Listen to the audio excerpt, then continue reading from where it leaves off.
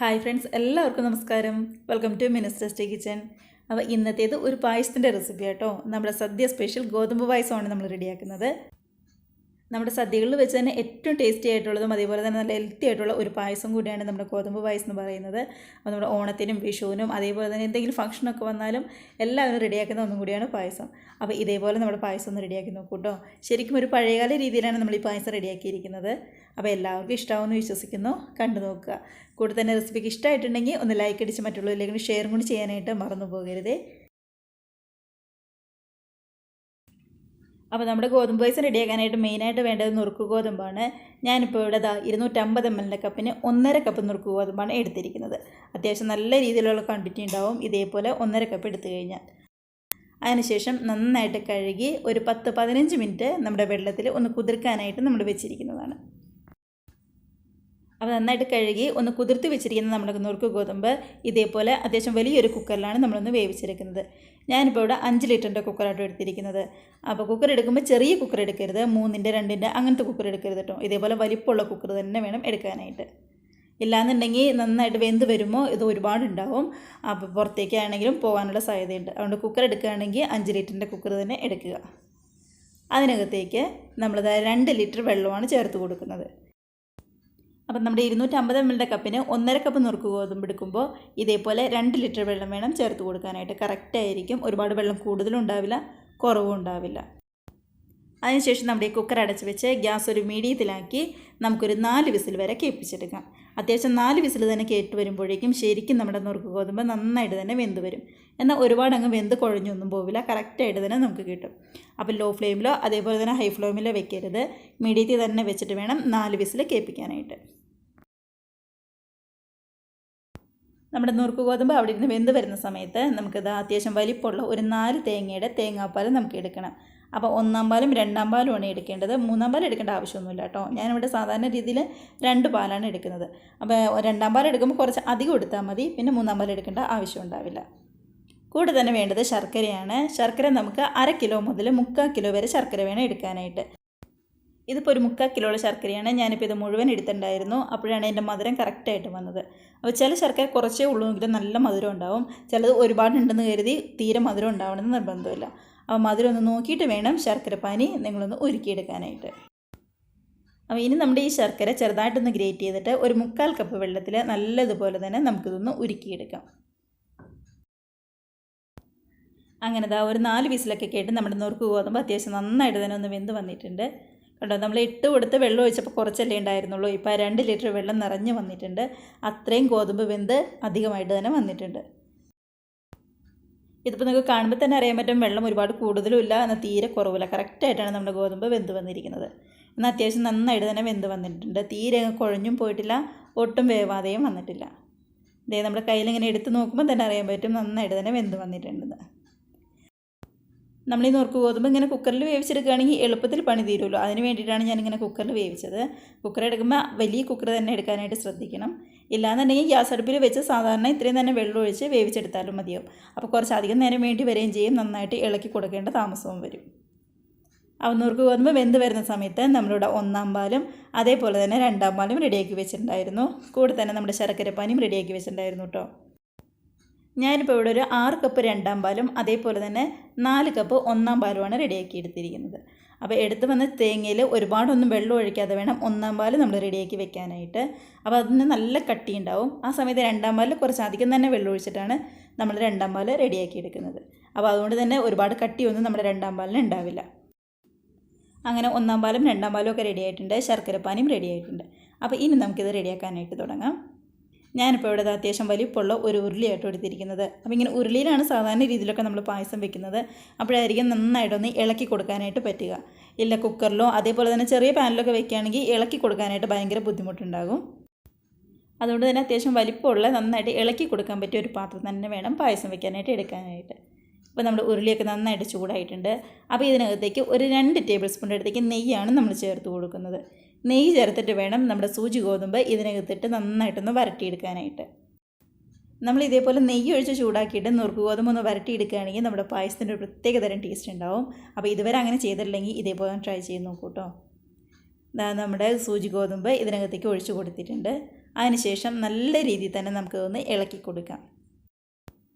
അപ്പോൾ നമ്മൾ ഈ നെയ്യിലിട്ടുകൊണ്ട് തന്നെ നുറുക്ക് ഗോതമ്പ് നന്നായിട്ടൊന്ന് വഴറ്റിയെടുക്കാൻ പറ്റുമെങ്കിൽ അതാണ് ഏറ്റവും നല്ലത്. അപ്പോൾ സമയമുണ്ടെങ്കിൽ കുറച്ചധികം നേരം തന്നെ ഇതേപോലെ ഒന്ന് വരട്ടിയെടുക്കുക.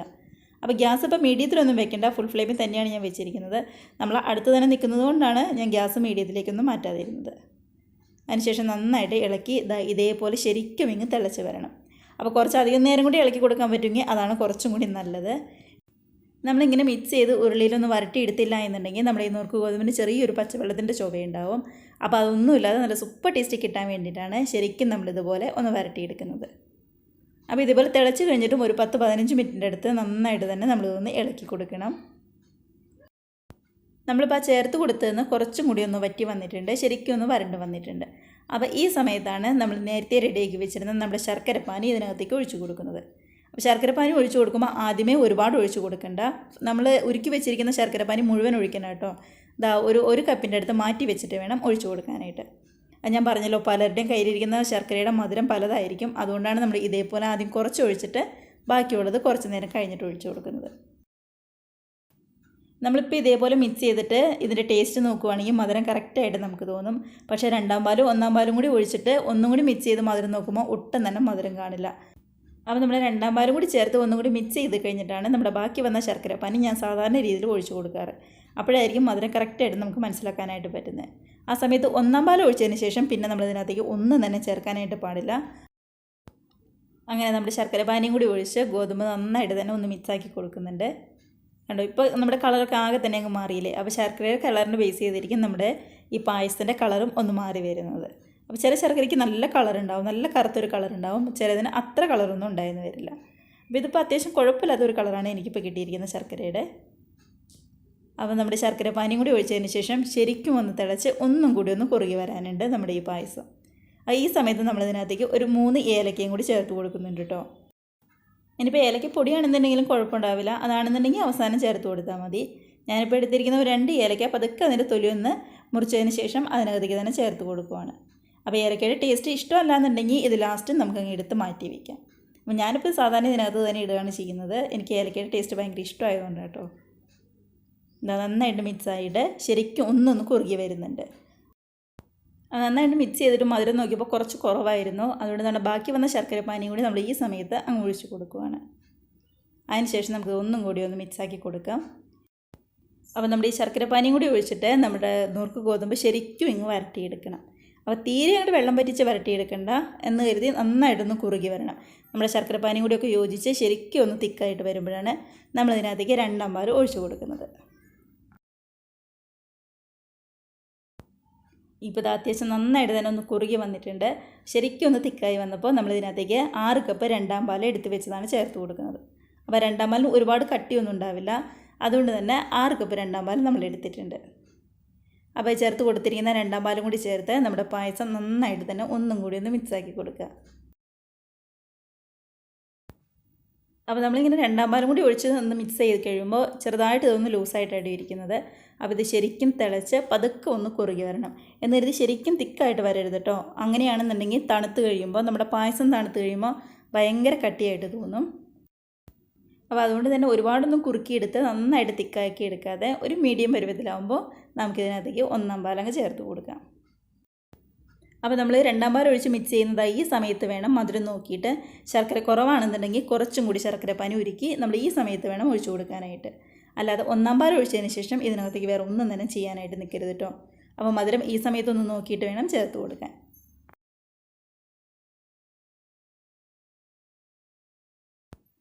അങ്ങനെ നമ്മുടെ ശർക്കരപ്പാനിയും കൂടിയൊക്കെ ചേർത്ത് 2ാം പാലും ചേർത്ത് അത്യാവശ്യം നന്നായിട്ടൊന്ന് കുറുകി വന്നിട്ടുണ്ട്.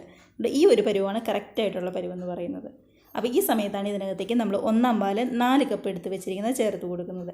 നല്ല തിക്കായിട്ടുള്ള 1ാം പാൽ 4 കപ്പാണ് ചേർത്ത് കൊടുക്കുന്നത്. അപ്പോൾ നമ്മുടെ 1ാം പാലും കൂടി ചേർത്ത് ശരിക്കും ഒന്ന് മിക്സാക്കി നമ്മുടെ ഈ 1ാം പാലിലേക്ക് നന്നായിട്ടൊന്ന് ചൂട് കയറിയതിന് ശേഷം നമുക്ക് ഗ്യാസ് ഓഫ് ചെയ്യാം. 1ാം പാൽ ഒഴിച്ച് ഒട്ടും തന്നെ തിളപ്പിക്കാനായിട്ട് പാടില്ല കേട്ടോ. നമ്മുടെ മോരൊക്കെ ഒഴിച്ച് കറി വയ്ക്കുമ്പോൾ മോരൊട്ടും തന്നെ തിളപ്പിക്കാറില്ലല്ലോ, അതേപോലെ തന്നെ 1ാം പാൽ ഒഴിച്ച് കഴിഞ്ഞാലും ഒട്ടും തന്നെ തിളപ്പിക്കരുത്. നന്നായിട്ടൊന്ന് ചൂട് കയറി വന്നാൽ മാത്രം മതിയാവും. കണ്ടത്, ഇതാണ് നമ്മുടെ പായസത്തിൻ്റെ ശരിക്കും ഒരു പരുവെന്ന് പറയുന്നത്. നല്ല തിക്കായിട്ടുമല്ല ഇരിക്കുന്നത്, എന്നാൽ ഒരുപാടങ്ങ് ലൂസ് പോലെയല്ല ഇരിക്കുന്നത്. ഇനി ഇത് തണുത്ത് കഴിയുമ്പോൾ ശരിക്കും കുറുകി വന്നോളും. ഇതാ ഈ ഒരു പരുവത്തിൽ നമ്മൾ ഗ്യാസ് അങ്ങ് ഓഫ് ചെയ്തോളണം.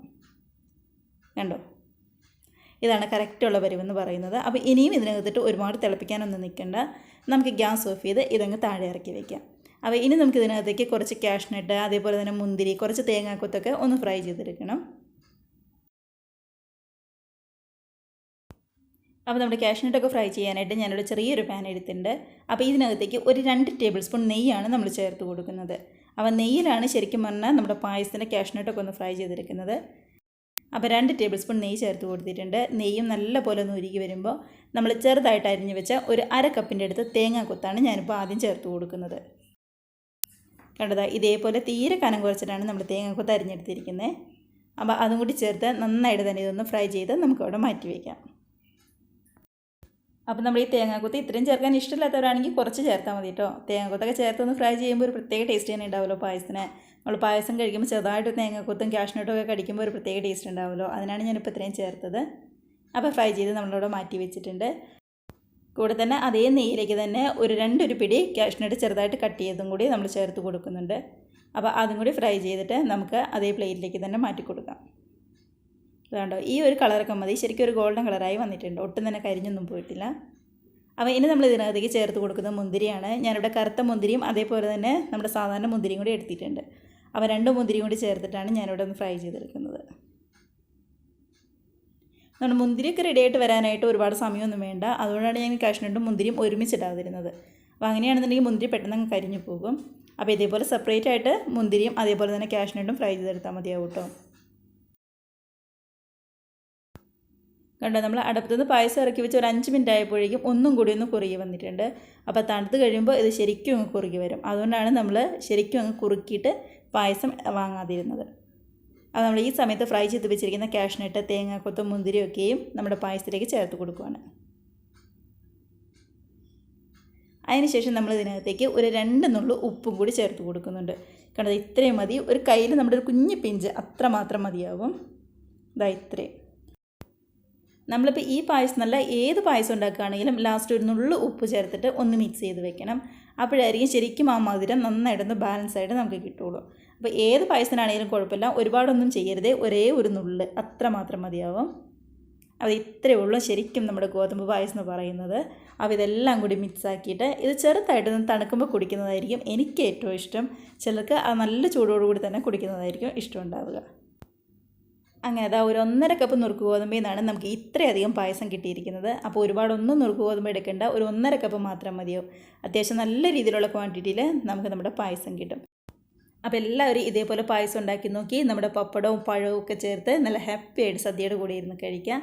നമുക്കപ്പോൾ ഇതേപോലുള്ള പുതിയ വീഡിയോസിൻ്റെ നല്ല അടിപൊളി റെസിപ്പീസൊക്കെ ആയിട്ട് വീണ്ടും കാണാം. അതുവരെ എല്ലാവർക്കും ബൈ.